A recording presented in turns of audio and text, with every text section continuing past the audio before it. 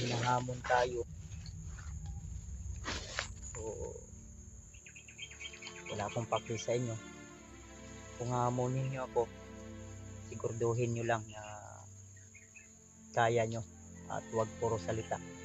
Baka hanggang salita ka lang. Kaya siguraduhin nyo lang, no? Dahil baka kasubukan tayo kung sakaling man kita tayo dito sa bundok, mag-cross man yung landas natin. Kaya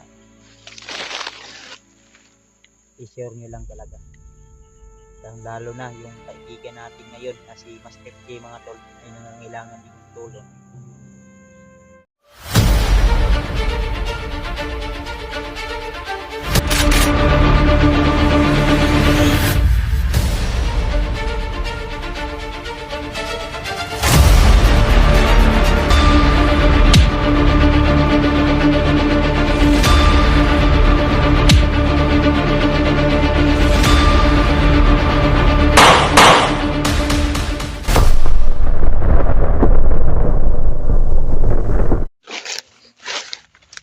Ayan tol, palang hapon sa inyong lahat. Patuloy pa rin tayo tol sa ating paglalakbay. Kaya nagpapasalamat din tayo tol na binalikan tayo ni Kuya Bads. Kaya naligtas niya ako. At ngayon, sana po na maging success yung mission namin. At ipagdasal mo nyo kami sa bawat mga paglalakbay namin, sa bawat mga hakbang namin. Sana makita-kita natin sila Kuya Rimart at sila EJ at Marvin, sa lahat ng mga kasama natin dyan. Ay sana po na maging success yung lahat ng mission namin. Panalangin yung natin, dalangin ng Panginoon Diyos yung pag-asa natin, at lalo po sa kay Lolo Ambo, at binigyan tayo ng enerhiya at mas madagdagan yung lakas natin. Kaya kanina po ay muntikan pa ako, meron talaga sa likuran ko. Kaya yun, kanina dalawang bandido kaparirin ko sana, pero biglang tumalon sa likuran ko at gusto kong hulihin. Kaya yung hindi ako nakapokus talaga ako sa dalawang bandido na sana. Sa susunod mga tol ay mag-ingat po talaga tayo. Patuloy pa rin kami sa mission namin tol at sa aming paglalakbay. Kaya hindi natin na-contact yung mga kasama natin tol, at hindi pa natin nakahanap na yung signal. Baka siguro mamaya yung contact natin sila. Kami galap shoutout sa lahat tol. Ang dali talaga ng oras ngayon. Kaya hapon na, mag alas 4 ng hapon tol. Oh. Ito si Adrian Yus na tabang o rescue sa inyong manghod. Oh, na numduman yun ako to. Kay ni tabang ito rescue sa manghod, kay ako manghod may boys mo. Siguro ay Commander Bagno. Dahil ang nabasa ko rin sa komento ay yung ama ni Adrian ay isa daw din na commander. At gusto daw ibigay lahat yung agimat ng ama ni commander, na yung ama ni Adrian ba na dating commander. Yan. Siguro yung ama ni Adrian ay hanggang ngayon ay commander pa, at siguro humiling yun kay Commander Bagno na buhayin yung kanyang anak para may tagasunod sa kanyang agimat. So hindi talaga natin alam kung ano talaga yung kaganapan o pangyayari, dahil sa alam ko tol ay yun po yung mga comment na nababasa ko sa lahat nag-comment sa ating tol. Ganito na lang tol, tama yung sinabi niyo. Si Adrian ano man pala yung yun. magiging resulta sa aming pakipaglaban, lalo na ka-Adrian, mga tol. So kung may mangyari mang hindi maganda sa kanya, sakaling magkita kami ulit, pero tol, alam niyo naman na kaya ko namang pigilan yung aking mga emosyon dahil may mga panahon pa naman upang magbago siya, pero kung hindi na pwede, kailangan talagang anuhin natin siya, sapilitan natin siyang pasukuin o pipigilan sa kanyang mga plano. Dahil alam ko tol na ang batang yun ay mabait, dahil naalala ko rin na yung batang yun ay Aaral pa ako yun. po yung nagbigay ng cellphone niya, dahil may isang supporter na nagpabigay sa kanya ng isang cellphone at ako din mismo yung nagbili para ibigay ko sa kanya. So mabuting tao naman po yun tol. Nag-aaral pa Mabuting yun, bata, Kuya Bats ba? nag-aaral din. So yun lang, gawa ng may nangyaring hindi maganda at hindi naagapan agad, kaya yun nangyari sa kanya at wala tayong ibang sisihin kundi pasya niya yun. Hindi din natin masisisi si Julius at yung iba niyang kasamahan dati na si Brad William, no? Kaya Ano, ayun, kaya hindi natin sila masisisi. remember Kung hindi nila natin nasabi. tol, sa panahon na yun, at Ang magandang gawin natin ngayon tol, nag-aaral ipag-pray din lang po siya, at binilin sa naway bahay, magiging at okay. bigla daw nilusob doon sa bahay ni Brad William. Kaya yun, napaakyat sa Kailangan bundok. ano natin, Kaya si hindi Julius natin po alam. yung nakakaalam talaga sa mga pangyayari at kaganapan. So ako po ay isang kasangkapan Kasi matagal na yun tuloy, upang nakakalimutan ko yung mga karaan na pangyayari. Pero maligtas natin sa yung lahat batang ng ito. nagapanood sa ating video yan, ano man po yung naalala nyo, ay sana po na ma-comment nyo itong video na ito. Ay Para malaman na din natin tol kung ano ang dahilan. Hindi na kaya, wala tayong magagawa tol kundi putulin yung kasamaan ng kanyang mga ginagawa ngayon. So isa din sa gusto kong malaman kung nasaan na yung alaga ko, dahil pati yung alaga ko tol ay siya po yung may hawak ngayon at hindi tayo padalos-dalos. Sana makakita natin yun.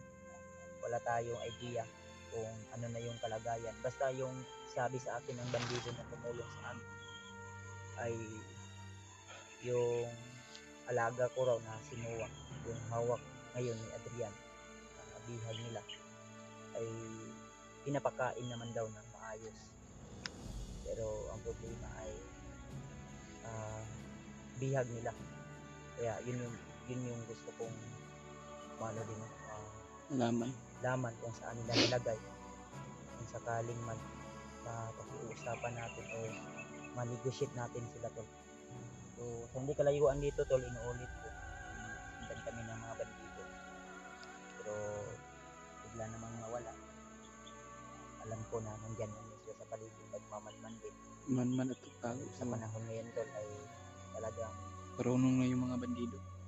mag-ingat tayo dahil yung mga bandido ay kabisado po yung mga galaw natin at may mga monitoring sila, kaya minsan hindi namin talaga kinukuha yung mga buong kaganapan dahil baka mamonitor nila kung saan tayo at minsan talaga wala din signal, kaya huli na yung mga upload namin.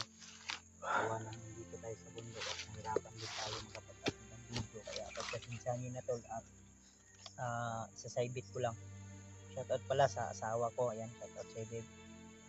At siyempre sa aking ninang Josephine Kelly, kay Tita Hilma. So ay mga ayan tol.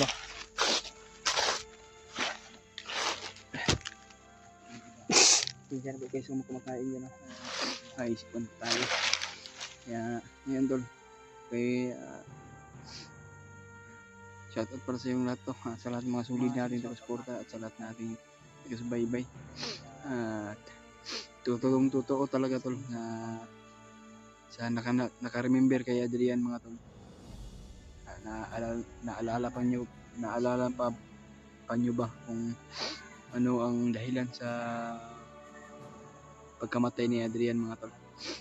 Kaya ayan, ulit ko, sana po na paki-comment po sa video natin tol, kung naalala nyo ang nakaraang video namin, kung ano po yung dahilan.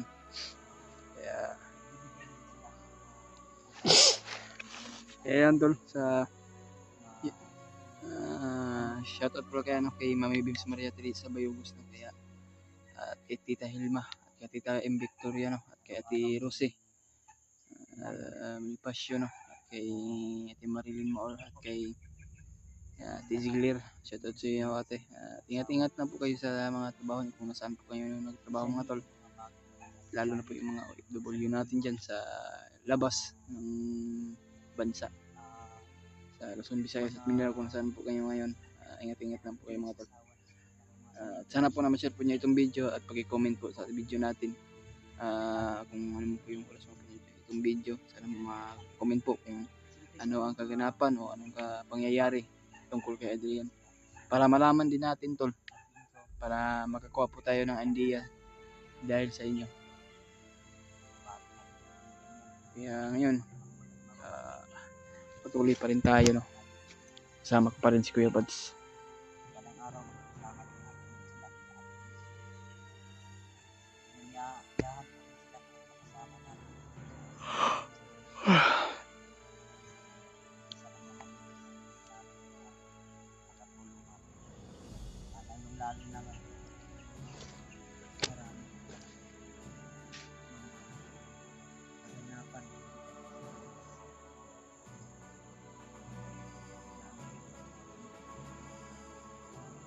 Meron kami nasundan kanina pero medyo kalayuan man siguro, pero ngayon may mga sigaw tayo narinig. Biglang nawala yung mga boses sila, kasi siguro kabisado na yung mga galawan natin. Pero na mag-alala tol, mag-iingat po tayo. Mag-iingat na po tayo kung ano man po yung mangyari sa atin. At i-pray nyo lang kami po tol sa aming mission o sa aming mga maling hakbang po na hindi inaasahan. Sana po na magabayan po tayo ng ating Panginoon Diyos, lalo na po kay Lolo Ambo, no? Kaya patuloy pa rin tayo kahit pagod at puyat yung inabot natin tol. Kaya mag-alala tol, ay palagi po kami mag-iingat. Kaya ang sinasabi niyo tol na hindi kami maghiwalay kayo bansa, huwag kayong mag-alala. Pupursihin talaga namin na hindi kami magkahiwalay. Napakadelikado kung magkahiwalay kaming dalawa. At sana po na makita natin yung mga ibang kasama natin dito sa area kung nasaan man sila ngayon.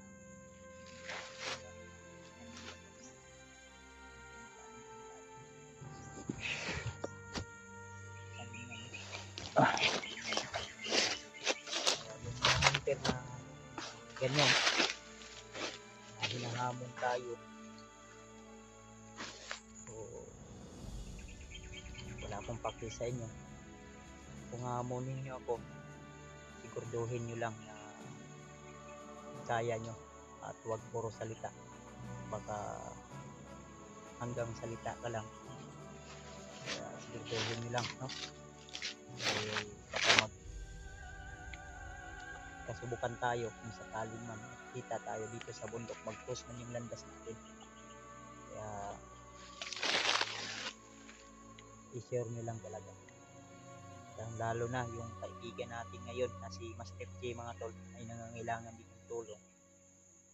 Kaya naguguluhan ako. Yung si Master J ba? Nangangailangan din yun ng tulong. May nag-send sa akin ng video. Yung clip lang ng video mga tol na mini-mention ako ni Master J. At saka yung si misteryosong tao tol ay nabihag din pala. Pauwi na yung time na yun, ay pauwi na daw sila din. Ay lumihis din sila ng daan. Dahil kami yung frontliner at sila yung sa ulahi, sa likuran. At nagkita kami, nag-usap kami. Di bro, gano'n lang kayo. Pero ang nangyari ay may nangyari palang hindi maganda sa kanilang pagbaba na talaga. Kaya kung sakaling man hindi natin talaga mailigtas agad yung alaga ko ay proceed ako doon sa kanila upang makatulong din tayo sa pag-rescue. Kaya abangan nyo na lang tol. Dahil sila Rimart din ay busy din sa pagligtas sa pamilya ni Marvin. Yung bandido na tumulong dati kay Brad Bidot na mailigtas. Kaya kinukontak ko sila dahil sa tingin ko ay yung area na punta namin yun,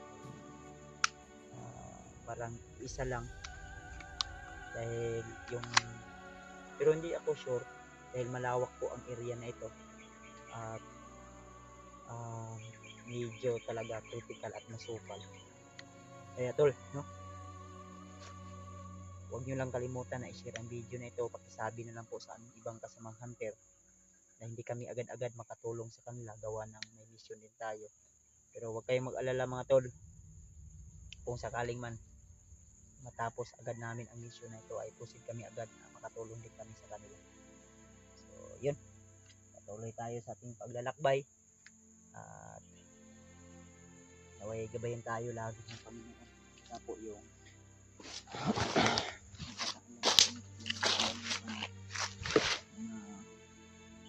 mangyayari. Medyo hapon na po no. So yung kanina na napansin namin kanina dyan, hindi kalayuan nito tol. Hindi na wala ba? Pero hindi. Tago doon. Panidaan sa utak. Ay biglang nawala. Tuloy-tuloy po kami ni Julius ngayon. Pero makaayos. Pero kadayon pa. Dahil pa. Ang problema kay katuin mo kumpare ba nga bandido nga. Kaya nga. Saan na ka? Sige lang no. Makakuha tayo Sige, sa kita information. Ganito.